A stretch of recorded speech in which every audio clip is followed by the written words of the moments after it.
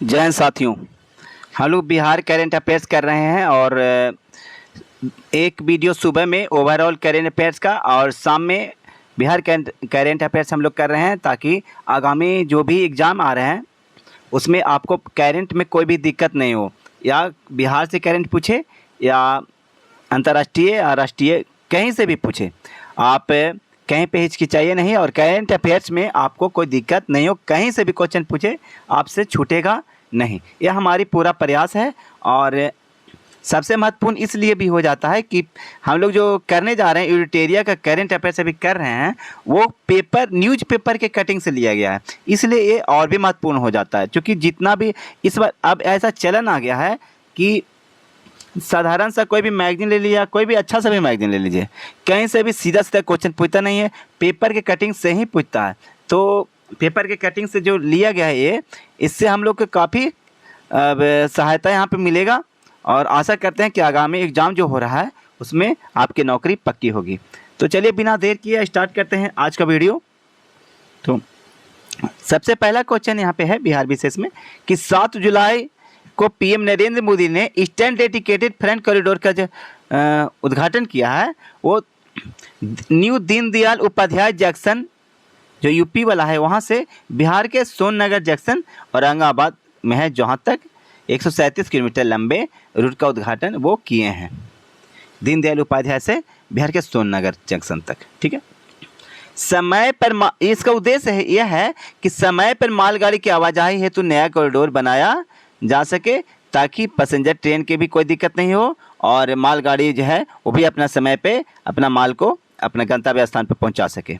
तो 1875 किलोमीटर लंबा यह कॉरिडोर पंजाब के साहनेवाल जो लुधियाना में है वहाँ से पश्चिम बंगाल के दनकोनिया स्टेशन तक, यह कुल लंबाई इसका 1875 किलोमीटर और मोदी जी जो उद्घाटन किए हैं वो 137 किलोमीटर के किए हैं, वो सिर्फ दीनदयाल उपाध्याय से जंक्शन से सोननगर जंक्शन तक के किए हैं। ठीक है, आगे देखते हैं। ये कॉरिडोर है जो बिहार के 4 जिलों से होकर गुजरेगा, रोहतास, औरंगाबाद, गया और कैमूर, रोहतास, औरंगाबाद और गया से होकर गुजरेगा। अच्छा, और अब इसका टोटल लंबाई हो जाएगा 239 किलोमीटर। ठीक है, जहानाबाद के बाद अरवल और शेखपुरा 100% डिजिटल लेन देन वाला जिला बन जाएगा। टॉप पे सबसे पहले जहानाबाद ने यह उपलब्धि हासिल की थी, अब दूसरे नंबर पे अरवल और शेखपुरा आने वाला है 100% डिजिटल लेन देन के रूप में। कैग की रिपोर्ट के अनुसार बिहार अपनी अर्थव्यवस्था पुनर्जीवित करने के मामले में 10 शीर्ष राज्यों में तीसरे स्थान पे है। भारत नेपाल मैत्री रेल परियोजना के तहत चलने वाली ट्रेन सेवा का विस्तार करते हुए इसे जयनगर से बिजलपुरा 52 किलोमीटर तक के विस्तारित किया गया। पहले यह 34 किलोमीटर था जयनगर से कुर्था के बीच, अब इसको विस्तारित करके अब बिजलपुरा तक के, जयनगर से अब बिजलपुरा तक के बनाया जाएगा और अब 52 किलोमीटर बनाया जाएगा। इसका उद्घाटन 2022 में नरेंद्र मोदी द्वारा किया गया था जो जयनगर से कुर्था तक ही था। आगे 14 जुलाई को चंद्रयान 3 के सफल लॉन्चिंग में बिहार के 2 प्रमुख व्यक्ति का योगदान यहाँ पे रहा। पहला अमिताभ कांत जो समस्तीपुर के हैं, चंद्रमा की सतह पर रोवर के उतारने की निगरानी में अपना योगदान दिए थे, और रवि कुमार जी हैं सीतामढ़ी के, वो नेटवर्क सिक्योरिटी हैंडल करने में अपना योगदान दिए। 18 जुलाई को नालंदा जिले के राजगीर में मुख्यमंत्री नीतीश कुमार ने मालमास मेला का शुभारंभ किया। और मालमास मेला कितना साल पे लगता है? 3 साल पे लगता है और पूरे 1 महीना चलता है। 1 महीने तक मालमास मेला चलता है और कितना साल पे लगता है? ये 3 साल पे लगता है। और उद्घाटन कब हुआ? 18 जुलाई को हुआ। कहाँ लगता है? तो राजगीर में लगता है। राजगीर किस जिले में? नालंदा जिले में। ठीक है, नेक्स्ट, बिहार महिला एवं बाल विकास निगम द्वारा राज्य के 53 विभागों में आंतरिक समिति का गठन किया गया। वहीं सभी जिलाधिकारी कार्यालय में स्थानीय समिति भी बनाया गया है। आंतरिक समिति में 4 सदस्य होंगे, स्थानीय समिति में 5 सदस्य होंगे। आंतरिक में 4 और स्थानीय में 5 सदस्य होंगे। उद्देश्य क्या है इसका? अब जिला स्तर पर यौन शोषण आदि के खिलाफ किसी महिला को शिकायत करना हो तो स्थानीय समिति में आवेदन दे सकते हैं। इसके लिए इसका स्थापना किया गया है।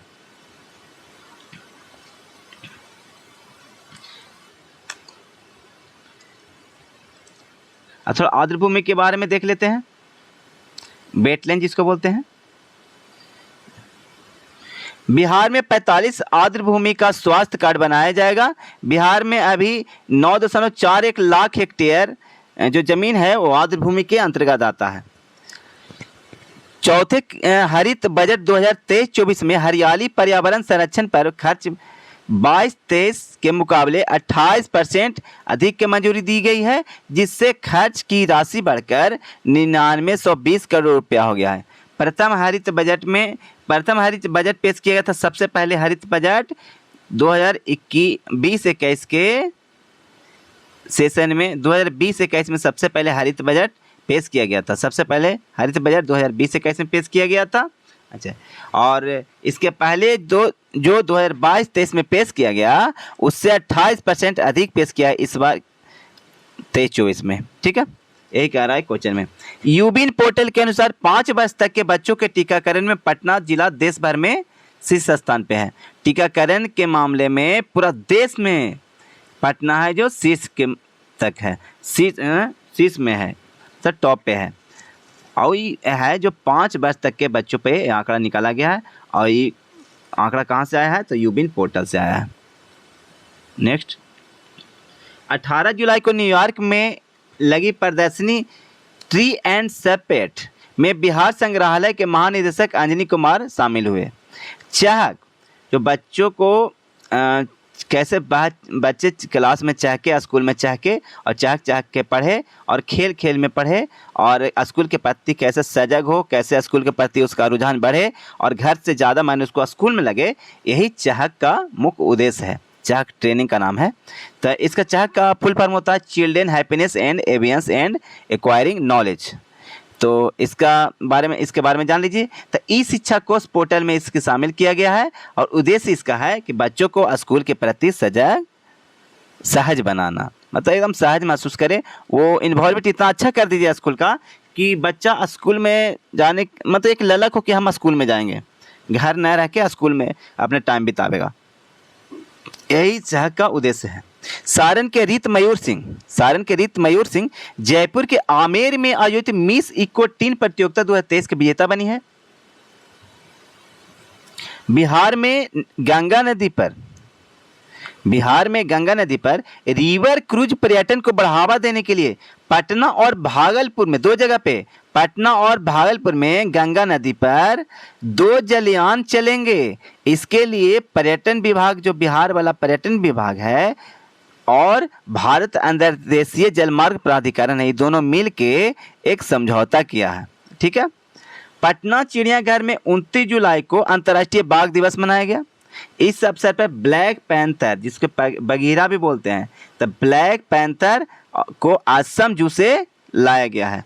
साथ में मादा राइनो हुलोन गिबन को भी लाया गया है। और 1975 में सबसे पहले पटना चिड़ियाघर में बाघ मिला था। पटना चिड़ियाघर को सबसे पहले बाघ कब मिला था? 1975 में, मतलब इमरजेंसी टाइम में। आज़ादी के अमृत महोत्सव पर संगीत नाटक अकादमी कह रहा है, आज़ादी के अमृत महोत्सव पर संगीत नाटक अकादमी और पटना नगर निगम और कला संस्कृति एवं युवा विभाग, इन तीनों के संयुक्त सहयोग से अमृत युवा कलोत्सव 2023-24 का आयोजन किया गया, जो 25 से 27 जुलाई तक प्रेमचंद रंगशाला में किया गया। India Korea cultural exchange programme के तहत एएन कॉलेज पटना में रंगारंग कार्यक्रम का आयोजन किया गया। यह उसकी 50वीं सालगिरह थी। और एक और इसे उपलब्धि मिला है 50वीं सालगिरह पे कि बिहार का एकमात्र कॉलेज एएन कॉलेज बन गया है, जिसे नैक NAAC नैक जो ग्रेड प्रदान करता है कॉलेजों को, वो एएन कॉलेज को A+ रैंक से सम्मानित किया है, जो बिहार के लिए गौरव की बात है। और बिहार का एकमात्र एएन कॉलेज A+ ग्रेड प्राप्त करने वाला कॉलेज है। चलिए दोस्तों आगे बढ़ते हैं हम लोग। सिवान जिला के सृष्टि सिंह को, सिवान जिला के इधर है यार, हाँ, सिवान जिले के सृष्टि सिंह को ग्रेटर नोएडा में चल रहे राष्ट्रमंडल वेट लिफ्टिंग चैंपियनशिप में रेफरी की भूमिका में चयन किया गया है। किनको? सृष्टि सिंह को। कहाँ के हैं? सिवान के हैं। और कहाँ चल रहा है राष्ट्रमंडल वेट लिफ्टिंग चैंपियनशिप? नोएडा में चल रहा है, ग्रेटर नोएडा में चल रहा है। फलक खान, मुजफ्फरपुर के फलक खान हैं, उनकी फिल्म है चंपारण मटन। वो ऑस्कर के छात्र एकेडमी पुरस्कारों के सेमीफाइनल में अपना जगह को पक्की कर लिया है। मुख्य रोल इसमें निभा रहे हैं चंदन कुमार और फलक खान। निर्देशक हैं इस फिल्म के, चंपारण मटन फिल्म के निर्देशक हैं रंजन कुमार। और बाजिका भाषा में यह आधे घंटे की फिल्म है। भाषा मटन, जो चंपारण मटन है उसकी भाषा है बाजिका और आधे घंटे की फिल्म है। और ऑस्कर के लिए छात्र एकेडमी पुरस्कारों के सेमीफाइनल में पहुंच चुका है। आगे,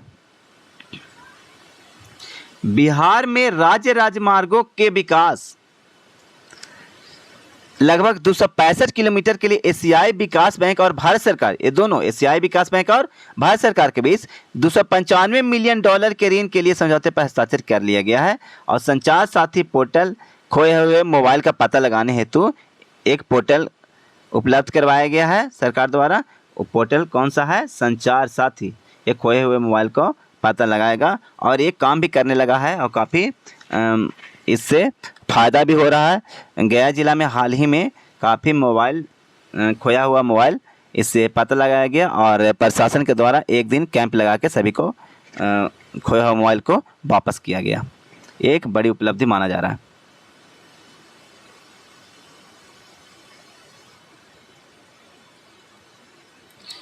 वाराणसी कोलकाता एक्सप्रेस वे, इसके बारे में जान लेते हैं। वाराणसी कोलकाता एक्सप्रेस वे बिहार से गुजरेगी। कहाँ से गुजरेगी? बिहार से गुजरेगी, जिसका नाम NH 319B रखा गया है। इसका कुल लंबाई 610 किलोमीटर है। यह बिहार के 4 जिला में कैमूर, रोहतास, औरंगाबाद और गया से पास करेगी और इसकी कुल लंबाई 159 किलोमीटर है।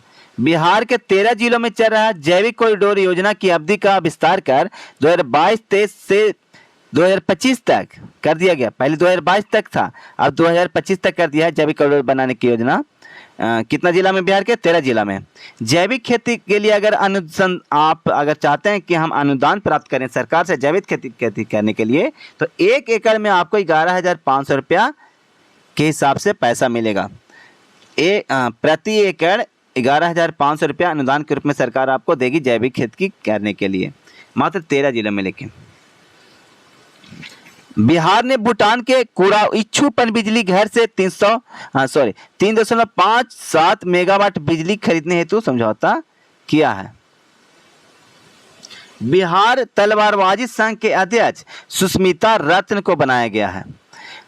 पटना हाई कोर्ट के नए न्यायाधीश के रूप में विपिन मनु भाई पंचोली ने शपथ ग्रहण किया है। ये पटना हाई कोर्ट के नए न्यायाधीश बने हैं। बोधगया मंदिर सलाहकार समिति के पुनर्गठन राज्यपाल के द्वारा कर दिया गया 3 वर्षों के लिए। बिहार के पद्म श्री प्रोफेसर रविंद्र कुमार सिन्हा को डॉल्फिन मैन ऑफ इंडिया के नाम से अब जाना जाएगा। डॉल्फिन मैन ऑफ इंडिया के नाम से किन्हें जाना जाएगा? प्रोफेसर रविंद्र कुमार सिन्हा को। बिहार के पर्यटन के विकास एवं गंगा दर्शन कराने के लिए 2 पैक्स वैसेल क्रूज कलकत्ता से पटना के लिए चलाए जाएंगे। आपदा प्रबंधन विभाग द्वारा बिहार के सबसे बड़े वीडियो वॉल का निर्माण पटना में किया जा रहा है।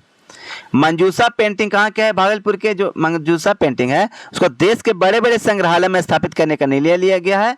25वीं राष्ट्रीय कांग्रेस डर्मेटोलॉजी कार्यक्रम सिंगापुर में भाग लेने पहुंचे PMCH के डॉक्टर अभिजीत झा, इन्हें जो चर्म रोग एवं बाल रोग विशेषज्ञ हैं, इनको सम्मानित किया गया है। दिव्य प्रकाश, मुजफ्फरपुर के हैं दिव्य प्रकाश, उनको नासा के आर्टेमिस मून मिशन कार्यक्रम में शामिल किया गया है। नासा जो आर्टेमिस मून मिशन लॉन्च कर रहा है उसमें दिव्य प्रकाश जी जो मुजफ्फरपुर के हैं उनको भी शामिल किया गया है। साउथ बिहार सेंट्रल यूनिवर्सिटी के प्रोफेसर हैं वेंकटेश सिंह, उनको माननीय राष्ट्रपति द्रौपदी मुर्मू जी के द्वारा विजिटर अवार्ड से सम्मानित किया गया है। ये साउथ बिहार सेंट्रल यूनिवर्सिटी के प्रोफेसर हैं वेंकटेश सिंह। कड़वा विधानसभा क्षेत्र है कहाँ का? कटिहार का। वो क्षेत्र से सब निर्वाचित विधायक हैं डॉक्टर शकील अहमद खान। इनको मुंबई में आयोजित फिलहाल में किया गया था राष्ट्रीय विधायक सम्मेलन, उनको में इन्हें सर्वश्रेष्ठ विधायक का पुरस्कार दिया गया। सर्वश्रेष्ठ विधायक का पुरस्कार दिया गया है डॉक्टर शकील अहमद खान को, जो कांग्रेस से जीत के आते हैं। और कहाँ से? विधानसभा कड़वा विधानसभा क्षेत्र से ये जीत के आते हैं। राजस्व एवं भूमि सुधार विभाग, बिहार को नई दिल्ली के विज्ञान भवन में 18 जुलाई 2023 को राष्ट्रपति द्वारा भूमि अवार्ड से सम्मानित किया गया। भूमि सम्मान अवार्ड से सम्मानित किया गया है। राजस्व एवं भूमि सुधार विभाग बिहार को सम्मानित किया गया है। इसके अतिरिक्त 5 जिलों भोजपुर, जहानाबाद, किशनगंज, लखीसराय एवं नालंदा के जो डीएम हैं उनको भी भूमि अवार्ड सम्मान से सम्मानित किया गया है। राज्य के हर जमीन मालिक का अपना भूमि अकाउंट नंबर होगा। राज्य के हर जमीन मालिक का अपना भूमि अकाउंट नंबर होगा, यूआईडी होगा। इसके ये प्रदान करने के उद्देश्य से लोगों को जमीन के कागजात खासकर जमाबंदी पेपर का आधार नंबर से लिंक करने का कार्य राज्य सरकार के द्वारा शुरू कर दिया गया है।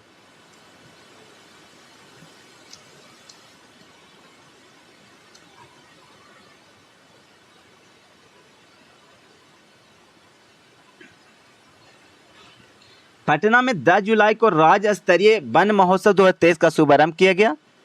मुख्य अतिथि इसमें थे नीतीश कुमार और एक स्वयं जो मुख्य सचिवालय परिसर है वहाँ पौधारोपण किए और इसका शुरुआत किए। किसका शुरुआत किए? वन महोत्सव का। अब मुख्यमंत्री नीतीश कुमार ने एक घोषणा भी कर दिए कि राज्य में 2 माह में 4 करोड़ से अधिक पौधे लगाए जाएंगे। 2 माह में 4 करोड़ से अधिक पौधे लगाए जाएंगे बिहार में, ये माननीय मुख्यमंत्री जी ने घोषणा किया है। 10 जुलाई को सभी जिलों में वन महोत्सव का शुभारंभ किया गया। इस अवसर पर पर्यावरण, वन, जलवायु परिवर्तन विभाग ने निर्णय लिया कि लोगों को 5 पौधे सरकारी नर्सरी से निःशुल्क दिया जाएगा। प्रत्येक लोगों को, बिहार के लोगों को, एक लोग को 5 पौधा सरकारी नर्सरी से निःशुल्क दिया जाएगा, यह निर्णय लिया गया है। मुख्यमंत्री श्री नीतीश कुमार के जीवन पर लिखित जो किताब है अंतरंग दोस्तों की नज़र में नीतीश कुमार, इसका विमोचन आरजेडी सुप्रीमो लालू प्रसाद जी एवं पूर्व सीएम एवं राजद सुप्रीमो जो लालू प्रसाद जी ने उद्घाटन किया और यह किताब उदय कांत ने लिखा। मैंने उद्घाटन नहीं, विमोचन किया और एक किताब लिखे हैं कौन? उदय कांत जी ने। उदय कांत ने पुस्तक लिखा है अंतरंग दोस्तों की नज़र में नीतीश कुमार। ये नीतीश कुमार की जीवनी पर आधारित है। राज्य के सरकारी स्कूलों में बच्चों का आधार कार्ड बनाने के लिए राज्य के सभी 534 प्रखंडों के 2-2 माध्यमिक, उच्चतर माध्यमिक स्कूलों में आधार मशीनें लगेंगी। साथ ही आधार कार्ड बनाने के लिए तकनीकी कर्मियों और अन्य की व्यवस्था किया जाएगा। 7 जुलाई 2023 को शहीद पीर अली की शहादत दिवस मनाया गया बिहार में। 7 जुलाई को राज्य सरकार ने पहली बार दुधारू पशुओं के बीमा करने का निर्णय लिया है कि अब दुधारू पशु के भी बिहार में बीमा होगा। इसके पहले साल 5000 पशु का बीमा करने का लक्ष्य रखा गया है। 7 निश्चय 2 के तहत बिहार में दुधारू पशुओं के लिए पशुधन बीमा योजना की शुरुआत किया जा रहा है। बीमारी से पशुओं की मौत के बाद पशुपालकों को आर्थिक नुकसान अब क्या होगा?